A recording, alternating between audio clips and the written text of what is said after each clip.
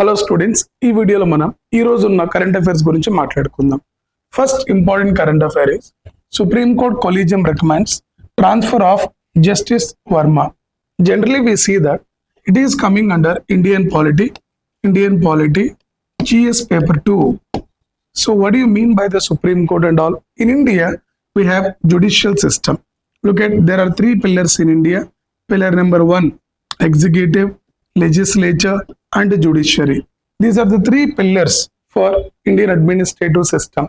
When I say executive is meant for executing the laws, legislature is making the laws, judiciary is to supervise or interpret the laws. These are the three important works.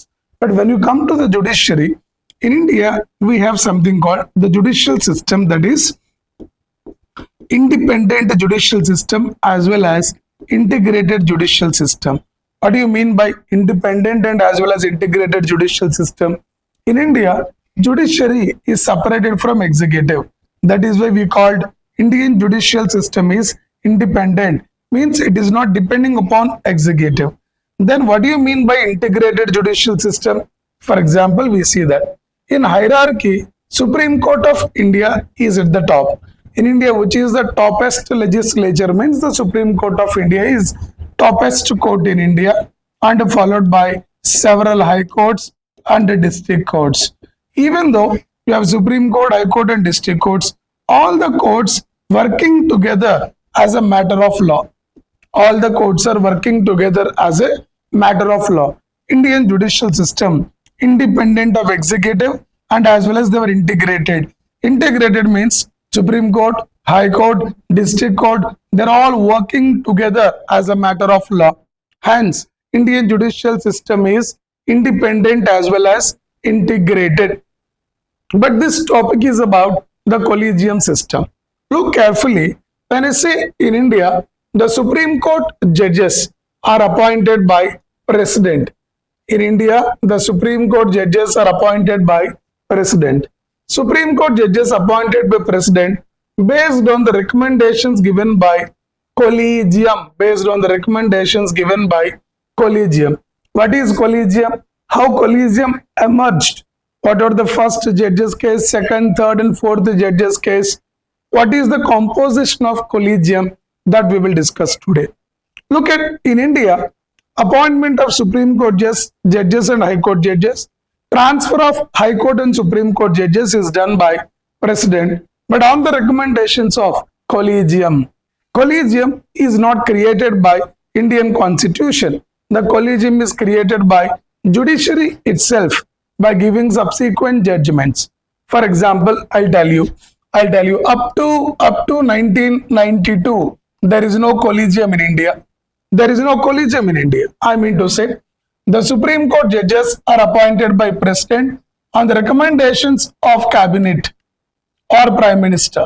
But we know Cabinet is nothing but executive body.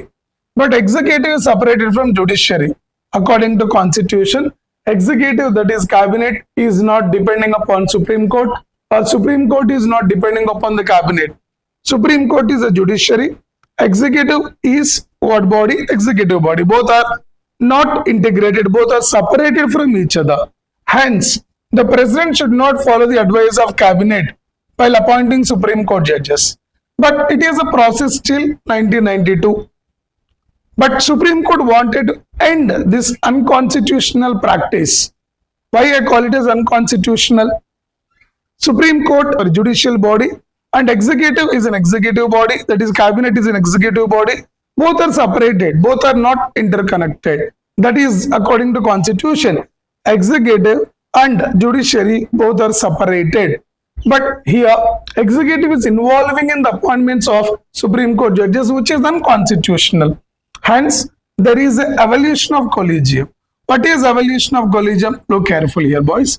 When I say collegium, Supreme Court collegium, it is the system of appointment and transfer of judges that has evolved through judgments of Supreme Court, not by an act of Parliament or Constitution. అంటే ఈ collegium అనే concept అనేది supreme court judgements ద్వారా create అయింది, కానీ not by an act of parliament and not by constitutional procedure. Means the concept of collegium evolved based on the Supreme Court judgments. What are the judgments? The judgment number one, first judge's case 1981. In the first judge's case, it is a foundation for collegium. In the first judge's case 1981, what Supreme Court said, President consult Supreme Court Chief Justice while appointing Supreme Court judges. President అనే వ్యక్తి supreme court chief justice of ఇండియాని consult అవుతారు while appointing supreme court judges. But ఇక్కడ consultation does not mean concurrence. For example, I am the president of India, I'm consulting CJI, chief justice of India, opinion while appointing Supreme Court judges. President taking the opinion of CJI in the appointment of Supreme Court judges. But he is taking opinion. Opinion is taken by the President from CJI, but that opinion is not binding on the President. That opinion is not binding on the President. President may be followed CJI opinion, may not be followed CJI opinion in first judge's case 1981. Hence we called President will consult CJI, but that does not mean concurrence. And the President, Chief Justice of India advice తీసుకుంటాడు, but advice follow అవ్వాల్సిన అవసరం లేదు. This is the first step in first judge's case 1981, which led to the evolution of Supreme Court collegium system. Next, second judge's case 1993. When it says second judge's case 1993, same judgment was changed. Here, President consult Chief Justice of India. President consult Chief Justice of India. But your consultation means concurrence. What do you mean by that? President asks the advice of CJI along with two or three senior most judges. Whatever the advice given by CJI to the President should follow that advice. Which means President consultation to CJI is concurrence. Concurrence means ఇక్కడ CJI ఇచ్చిన advice ని president follow అవ్వాల్సిన పని లేదు first judges కేసులో. Second judges కేసులో what ever the advice given by CJI should be followed by President of India while appointing Supreme Court and High Court judges. Look at the third thing here, the third judge's case which was happened in the year of 1998. Here we are the first time officially collegium was created along with Chief Justice of India plus 4 senior most judges. I mean to say, whenever President is appointing Supreme Court judges, President has to follow the recommendations given by Supreme Court collegium. When I say collegium, CJI plus 4 senior most Supreme Court judges. So this 5-member collegium body will recommend Supreme Court or will recommend new Supreme Court judges to President. Based on these recommendations, President will appoint Supreme Court judges. And right now, President appoints Supreme Court judges on the recommendations of collegium. But point here is, collegium will not give recommendations directly to President. The Supreme Court collegium headed by Chief Justice of India will give advice to Law Minister. Law Minister will send that to Prime Minister, and the Prime Minister will give advices to President based on the collegium report. Based on the what? Collegium report. Look at here carefully, boys. This is what third judge's case. And the third judge's case, so clear collegium form ainde President appoint and transfer Supreme Court judges and High Court judges based on the advice given by collegium, and the collegium advice is binding on the President. Binding means President should follow that advice. It is mandatory. But look at this, there is another case, fourth judge's case 2015. I'll tell you a concept. When it says Supreme Court collegium, they're recommending President. Supreme Court collegium recommending members to President and the President appointing them as a Supreme Court judges. Fine. Means indirectly, collegium is selecting Supreme Court judges because President just appointing them as a nominal executive. Mean there is a chance of bribing the Supreme Court judges. There is a chance of misusing power. There is no transparency at all. Government felt this. Hence, the government brought something called NJAC in 2014. In 2014, the Parliament cancelled collegium concept, Parliament cancelled Supreme Court collegium concept. By cancelling this, in place of that, they have created NJAC, National Judicial Appointment Committee. It was created by 99th Constitutional Amendment Act 2014. అంటే collegium system ని 2014 లో cancel చేసి దాని place లో NJAC national judicial appointment కమిటీని తీసుకొని రావడం జరిగింది. But this committee was created. This committee is having total 6 members. Let us say 3 members from Supreme Court and 3 members nominated by government. Government means executive, right? Judiciary is always separated from executive. That is the constitutional law. But here executives were there in NJAC. Based on this violation of the constitution, the Supreme Court cancelled NJAC, cancelled 99th Constitutional Amendment Act 2014. Again it restored collegium system. Collegium system cancel అయ్యి NJAC వచ్చింది. But NJAC రాజ్యాంగానికి విరుద్ధంగా ఉంది. NJAC was against the Constitution of India అని చెప్పి Supreme Court has cancelled NJAC and restored collegium system. Right now in India, Supreme Court judges appointed and transferred by President on the recommendations of collegium. Is it clear, right? This is how the collegium got evolved. Collegium has total 5 members. Collegium headed by Chief Justice of India, followed by 4 other senior most judges of Supreme Court. This group is called collegium. They'll select the members, recommending them to President, and the President appointing them as Supreme Court judges. I think it is clear, right? Look the next one. The President of India appoints CJI and Supreme Court judges as well as High Court judges according with Article 124 and 217. And the meaning, the Supreme Court judges and High Court judges both are appointed by President.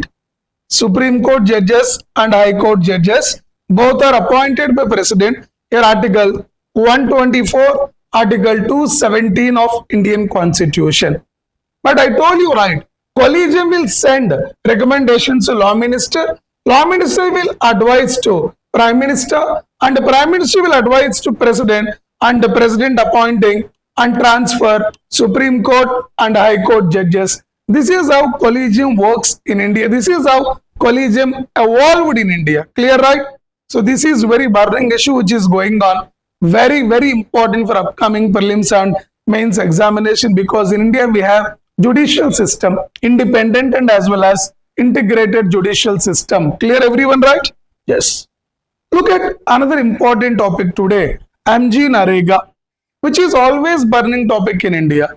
Mahatma Gandhi National Rural Employment Guarantee Scheme, or Mahatma Gandhi National Rural Employment Guarantee Act. It was created in the year of 2005. MG Narega was created in the year of 2005 to provide employment in rural areas, especially for unskilled labor. To provide employment for rural areas for unskilled labor, minimum of 100 days. Minimum of 100 days. Why, sir? You know, already according to Indian Constitution, right to work is a fundamental right. Right to work is a what? Fundamental right. Hence, the state will provide work for unskilled labor in rural areas. Hence, this program was created in the year of 2005, guaranteeing minimum 100 days of work. This program is also important for social inclusion and economic inclusion. Because of MG Narega, it is better. It is giving us more social inclusion. What do you mean by social inclusion, Amma? When I say social inclusion, at the workplace, all the MG Narega workers, including women we have, SC we have, ST we have, all the minorities we have. When all the people working together, we can call it as social inclusion. This program also led to financial inclusion. What do you mean by financial inclusion here? Like your payments were directly transferred to your bank accounts. Obviously, your all comes under the umbrella of banking system. Hence, your savings and your transactions would happen within the framework of the government and banking. We call it as financial inclusion. Achieving financial inclusion, social inclusion is very important targets of government of India. It is possible one of the program called Mahatma Gandhi National Employment Guarantee Act. Look at now this program I told right. It is right to work, one of the largest work guarantee program in the world. It was started in the year of 2005 by the Ministry of Rural Development. Here I say minimum of 100 days employment guarantee for rural areas, rural adult people who are mostly like unskilled manual work. This is not meant for skilled one, it is meant for unskilled labor. In this program, 1/3 beneficiaries must be women. For example, if there is 100 employees who are there under this scheme, 1/3 members should be women. They'll get minimum wages based on Minimum Wages Act 1948. The minimum wages for their minimum work. Look at this is eligible only for rural adult to get the work. If you wanted to get the work under this program, you should register with Grama Sabha. Once you registered with Grama Sabha, within 15 days, you should get the work. If you're not getting the work within 15 days, yes, they'll be providing you compensation. Compensation. We also call them as unemployment allowances would be given to the member who applied for this particular program. Is it clear, right? Then what is eligibility for this program? And MG Narega, you must be a citizen of India and you must be a voter. You must be a voter of the Grama Sabha. You must be a voter of Grama Sabha. Very, very important. Where Grama Sabha also conduct social audit. It also conduct social audit. Minimum 18 years complete ayi undali meer application రోజుకి. You must be a rural household. You must get work under unskilled. Means you must be a labor of unskilled work. These are the eligibilities criteria based on Mahatma Gandhi National Rural Employment Guarantee Scheme. Clear, right? This program is 2005 lo started. Still it is relevant in rural area. Very important. Next one, President stresses need for inclusive development. Recently, our president has visited some of the places in Jharkhand and they gave a statement called inclusive development is mandatory. For example, what is inclusive development? See, generally development always having with particular sector, with the particular people.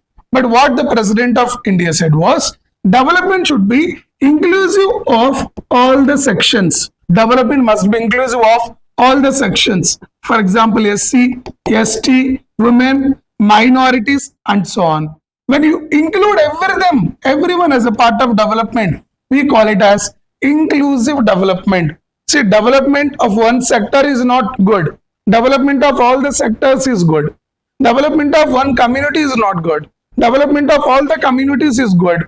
So, which is called inclusive development. To achieve long-run targets in India, it is possible only through inclusive development. Recently, our president gave an high emphasis to this inclusive development. Clear, right? This is from economy, very important. Next one, SEBI. It is again from economy. For example, in India, we have two markets. Generally, what is SEBI, For example, one is there is a SEBI, next one RBI. In India, SEBI controls capital market. RBI controls money market. When I say capital market, the stock market, money market, we know the banking system generally in India. So entire the stock market would be controlled by SEBI, Security Exchange Board of India, which is a statutory body created in the year of 1992 under Security Exchange Board of India Act 1992. I'll tell you, originally SEBI was created in the year of 1988, which was not a statutory body, not a constitutional body. But in the year of 1992, we made an act called as SEBI Act, Security Exchange Board of India Act 1992. Under this act, SEBI was established as a statutory body. Anything which is created out of an act is called statutory body. But this particular is to regulate capital market. SEBI board consisting of one chairman plus several members. SEBI is controlling stock market, which is also imposing taxes. Like for example, security transaction tax is one imposed by SEBI. But look at SEBI. If there is any disputes related to stock market, they will be resolved by, there is a tribunal called as Security Appellate Tribunal. Securities Appellate Tribunal. It is a tribunal, special court meant for handling disputes related to stock market. It is also created in 1992. It is also a statutory body. But SEBI is a quasi-legislative body. Quasi means partially. It can make some of the laws related to stock market. SEBI is a quasi-judicial body. Yes, it can give some of the judgments and punishments with respect to capital market.